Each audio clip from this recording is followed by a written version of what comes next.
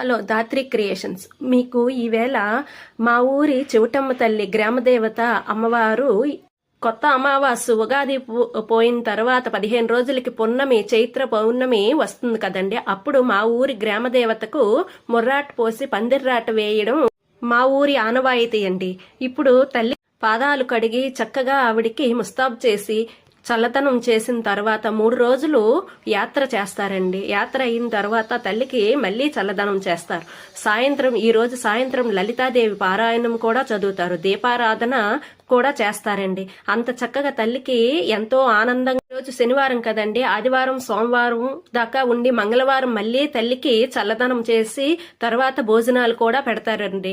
అందరికును చక్కగా ఎంతో ఆనందంగా చేస్తారు. తల్లి కరుణా కటాక్షం అందరిపైన ఉండాలని ఈ హోమం కూడా కాలుస్తారండి.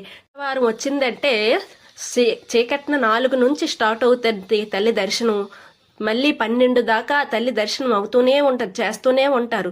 ఎంతో మంది జనాలు, ఊరి జనాలు అందరూ వెళ్తూనే ఉంటారండి. అంత చల్లదనమైన తల్లి మా చెవిటమ్మ తల్లి. సాయంత్రం పూట ఇంకా ఆహ్లాదకరంగా ఉంటదండి. ఆ చుట్టుపక్క మొత్తం రిజర్వే అవుతుంది కాబట్టి చల్లనైన గాలి వస్తుంది. తల్లి దగ్గరికి వెళ్తే ఎంతో మనశ్శాంతిగా ఉంటదండి.